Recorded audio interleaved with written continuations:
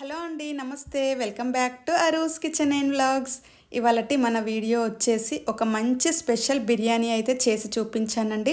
అదే మిల్ మేకర్తో బిర్యానీ. ఈ meal maker biryani taste అయితే చాలా చాలా బాగుంటుంది. మనకి నాన్ వెజ్ తినని డేస్ ఉంటాయి కదా, అలాంటప్పుడైనా నాన్ వెజ్ తినని వాళ్ళైనా మనకి ఇంట్లో స్పెషల్గా అప్పటికప్పుడు ఏదైనా తినాలి అనిపిస్తుంటే మనకి మిల్ మేకర్స్ అయితే ఇంట్లో ఉంటాయి కాబట్టి అప్పటికప్పుడు చేసుకొని ఈ విధంగా ఎంజాయ్ చేయొచ్చు. టేస్ట్ అయితే చాలా చాలా బాగుంటుంది. మనకి చూసారా మిల్ మేకర్ నుండి జ్యూసీగా ఎలా వస్తుందో. మనకి నాన్ వెజ్ టేస్ట్తోనే ఈ మిల్ మేకర్ బిర్యానీ అనేది ఉంటుంది. టేస్ట్ అయితే చాలా బాగుంటుంది. ఇప్పుడు మనం ఇది ఎలా చేసుకోవాలో చూసేద్దాం. వీడియోని ఎక్కడా స్కిప్ చేయకుండా చూసేయండి. దీనికోసం ఒక బౌల్ తీసుకొని ఇందులోకి 1 కప్పు వరకు మిల్ మేకర్ని వేసుకుంటున్నాను. ఈ మిల్ మేకర్ వేసుకొని ఇందులో కొద్దిగా హాట్ వాటర్ వేసుకోవాలి. ఇందులో వాటర్ వేసుకుంటే మనకి ఇవి మంచిగా సాఫ్ట్గా నానిపోతాయి కదా. ఒక 5-10 మినిట్స్ నానబెట్టుకుంటే మనకి సాఫ్ట్గా నానిపోతాయి. కాబట్టి ఇలా మూత పెట్టుకొని మనం పక్కన పెట్టుకుందాం. ఆ తర్వాత మళ్ళీ ఒక బౌల్ తీసుకొని అందులోకి 2 కప్స్ వరకు బాస్మతి రైస్ని తీసుకుంటున్నాను. ఇక్కడ నేను మనం రైస్ అనేది ఏదైనా తీసుకోవచ్చు. నార్మల్ రైస్ అయినా తీసుకోవచ్చు, ఈ బాస్మతి రైస్ అయినా తీసుకోవచ్చు. ఇందులో రైస్ తీసుకొని వాటర్ వేసుకొని శుభ్రంగా కడుక్కోవాలి. మనం 1-2 సార్లు శుభ్రంగా రైస్ అనేది కడుక్కొని ఆ తర్వాత మళ్ళీ ఇందులో రైస్లో వాటర్ వేసుకొని మూత పెట్టి మనం ఒక 5-10 మినిట్స్ అలా నానబెట్టుకోవాలి. రైస్ అనేది మంచిగా నానుతుంది కదా మనకి. ఈలోపు మనం ఒక మిక్సింగ్ బౌల్ తీసుకొని ఇందులోకి ఒక 1/2 కప్పు వరకు ఫ్రెష్గా పెరుగు తీసుకోవాలి. పుల్లటి పెరుగు తీసుకోకూడదు. పెరుగు అనేది తీయగా ఉండే పెరిగే తీసుకోవాలి, నార్మల్ది. ఇలా పెరుగు తీసుకున్న తర్వాత ఇందులోకి 2 స్పూన్స్ వరకు కారం, అలాగే 1.5 స్పూన్ వరకు ఉప్పు, కొద్దిగా బిర్యానీ మసాలా, అలాగే ధనియాల పొడి, గరం మసాలా కొద్దిగా, అలాగే మనకి 2 స్పూన్స్ వరకు నిమ్మరసం. ఇది ఒక 1/2 చెక్క వరకు పిండుకుంటే సరిపోతుంది మనకి. ఇలా నేనైతే జ్యూస్ చేసి సపరేట్గా ఇలా వేసుకున్నాను. ఇలా వేసిన తర్వాత ఇందులోకి ఒక 1/2 స్పూన్ వరకు పసుపును కూడా వేసుకొని కొద్దిగా ఆయిల్ని వేసుకోవాలి. ఇలా ఆయిల్ వేసుకొని ఇప్పుడు దీన్నంతా బాగా మిక్స్ చేసుకోవాలి. అన్నీ బాగా ఈ పెరుగులో కలిసే వరకు మనం మిక్స్ అనేది చేసుకోవాలి. చూసారు కదా, ఈ విధంగా మంచిగా అంతా కలిసిపోయిన తర్వాత ఇప్పుడు ఇందులో మనం వాటర్ అయితే అస్సలు వేయకూడదు. ఈ పెరుగు ఉన్న లిక్విడ్తోనే మనకి సరిపోతుంది. ఈ విధంగా కలుపుకున్న తర్వాత ఇప్పుడు ఇందులోకి మనం నానబెట్టుకున్న ఈ మిల్ మేకర్ ఉన్నాయి కదా, వీటిని ఇందులో నుండి వాటర్ని ఈ విధంగా మొత్తం పిండేసుకోవాలి. వాటర్ వేయకూడదు మనం. ఈ విధంగా వాటర్ అంతా పిండేసుకొని ఈ మిల్ మేకర్ అంతా ఈ మిక్సింగ్లో వేసుకోవాలి. ఇలా వేసుకొని మొత్తం వీటిని అంతా బాగా ఈ మిల్ మేకర్కి పట్టే విధంగా కలుపుకోవాలి. చూసారు కదా, ఈ విధంగా అంతా పట్టించాలి. ఇలా పట్టించుకొని ఒక 5 మినిట్స్ అలా పక్కన ఉంచుకుంటే మనకి ఈ మసాలా అంతా ఈ మిల్ మేకరే పడుతుంది కదా. కాబట్టి మూత పెట్టుకొని దీనిని పక్కన పెట్టుకుందాం. ఇప్పుడు మనం స్టవ్ పైన ఒక మందంపాటి కడాయి అయినా సరే ఇలాంటిది ఒక ప్యాన్ పెట్టుకోవాలి. బిర్యానీ చేసుకోవడానికి ఇలా కొంచెం మందంగా ఉండేది తీసుకోవాలి మనం. ఇలా ప్యాన్ పెట్టుకున్న తర్వాత ఇందులోకి 2 స్పూన్స్ వరకు ఆయిల్ని వేసుకొని ఆ తర్వాత మనం కొంచెం నెయ్యిని వేసుకోవాలి. మొత్తం నెయ్యితో చేసుకోవాలన్నా చేసుకోవచ్చు. కొంచెం అది కొంచెం ఇది వేసుకున్నాను నేను. ఇలా వేసుకున్న తర్వాత ఇప్పుడు ఇందులోకి ఒక పెద్ద ఆనియన్ని ఇలా పొడవుగా కట్ చేసుకోవాలి సన్నగా. ఇలా కట్ చేసుకొని వీటిని ఫ్రై చేసుకోవాలి మనం. బ్రౌన్ కలర్ వచ్చేంత వరకు బాగా ఫ్రై చేసుకోవాలి మనం. ఈ ఆనియన్ ఫ్రై అయ్యే లోపు మనం ఇక్కడ మరో పక్కన ఒక గిన్నె పెట్టుకొని రైస్ బాయిల్ చేసుకోవడానికి ఒక గిన్నెలో వాటర్ని వేసుకొని ఇందులోకి హోల్ గరం మసాలా వేసుకోవాలి. అనాస పువ్వు, చెక్క, ఇలాచి, అలాగే లవంగం, సాజీరా ఆకు ఇవన్నీ ఉంటాయి కదా గరం మసాలా అంతా వేసుకొని ఇందులోకి కొద్దిగా పుదీనా కూడా వేసుకోవాలి. పుదీనా వేసి ఆ తర్వాత కొంచెం ఆయిల్ వేసుకొని సాల్ట్ వేసుకోవాలి. ఇక్కడ ఆయిల్ వేయడం వలన మనకి కొంచెం రైస్ అనేది పొడి పొడిగా వస్తుంది అంటుకోకుండా.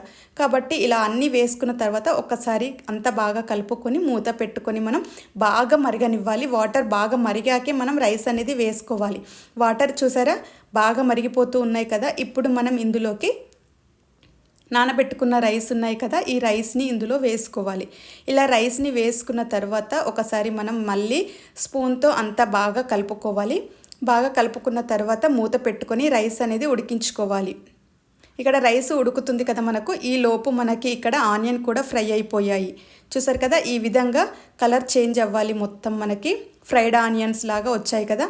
ఇప్పుడు వీటిని తీసుకొని మనం పక్కన పెట్టుకుందాం. ఈ విధంగా మనం ఎక్కువ ఆయిల్ వేసుకొనైనా ఫ్రై చేసుకోవచ్చు.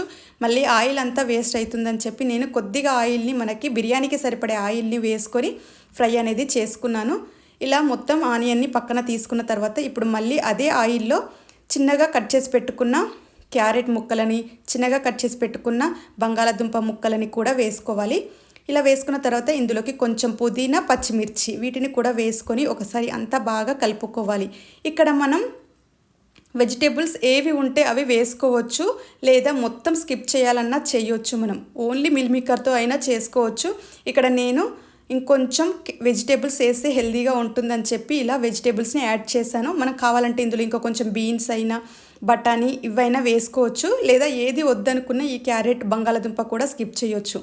ఇలా ఒకసారి అంతా బాగా కలుపుకొని మూత పెట్టుకొని మనం కొంచెం ఈ క్యారెట్, బంగాళాదుంప అనేది కొంచెం మగ్గనివ్వాలి. ఈ ఆయిల్లో కొంచెం ఫ్రై అయిన తర్వాత ఇప్పుడు మనం ఇందులోకి మనం కలిపి పెట్టుకున్న ఈ మిల్ మేకర్ మిశ్రమం ఉంది కదా, దీనిని మొత్తం ఇందులో వేసుకోవాలి. ఇలా మొత్తం అంతా ఇందులో వేసుకోవాలి. ఇలా వేసుకున్న తర్వాత ఒకసారి మళ్ళీ అంతా బాగా కలుపుకోవాలి. స్టవ్ని కొంచెం మీడియం టు లో ఫ్లేమ్లోనే ఉంచుకోవాలి. హై ఫ్లేమ్లో అస్సలు ఉంచకూడదు, తొందరగా మాడిపోతుంది. ఇందులో వాటర్ కావాలంటే కొంచెం వాటర్ని అలా వేసుకోవాలి, ఎక్కువగా అయితే అస్సలు వేయకూడదు, మనకు బాగా లిక్విడ్ అయిపోతుంది. ఇలా మనం కలుపుకొని చూసుకొని లిక్విడ్ లాగా లేకపోతే కొంచెం ఇది అంతా బాగా బాయిల్ అవ్వడానికి మనం కలుపుకున్న గిన్నె ఉంది కదా, దాంట్లో కొద్దిగా వాటర్ని వేసుకుంటే సరిపోతుంది. మనకి ఎక్కువగా వాటర్ వేయకూడదు. ఇలా వాటర్ వేసుకొని అంత మళ్ళీ ఒకసారి కలుపుకొని ఇప్పుడు మనం దీనిపైన మూత పెట్టుకొని దీన్ని కొంచెం ఉడకనివ్వాలి. క్యారెట్ అవి ఉన్నాయి కదా, బంగాళాదుంప, వీటిని ఉడకనివ్వాలి. ఈలోపు మనకి రైస్ కూడా రెడీ అయిపోతుంది. ఇక్కడ రైస్ని మధ్య మధ్యలో చెక్ చేసుకుంటూ ఉండాలి మనం. ఇక్కడ రైస్ అనేది మనకు ఒక 80% ఉడికితే సరిపోతుంది. రైస్ ఉడికిపోయింది కదా, ఇప్పుడు వాటర్ అంతా సపరేట్ చేసుకుందాం మనం. ఈ విధంగా రైస్ని వాటర్ నుండి సపరేట్ చేసుకున్నాం కదా, ఇప్పుడు మనం ఇదంతా వేడిపోకుండా ఇలాగే మూత పెట్టుకోవాలి. ఈలోపు మనకి ఇది కూడా ఉడికిపోతుంది. మనకి చూసారు కదా, ఒకసారి మూత తీసి మళ్ళీ ఒకసారి అంతా బాగా కలుపుకొని చూసినట్లయితే మనకి ఈలోపు మనకి ఇవి కూడా ఉడికిపోతాయి, క్యారెట్, బంగాళాదుంప కూడా ఉడికిపోతాయి. కాబట్టి ఇప్పుడు మనం స్టవ్ని సిమ్లో పెట్టుకొని ఇందులో నుండి కర్రీ మొత్తం తీసేసుకోవాలి.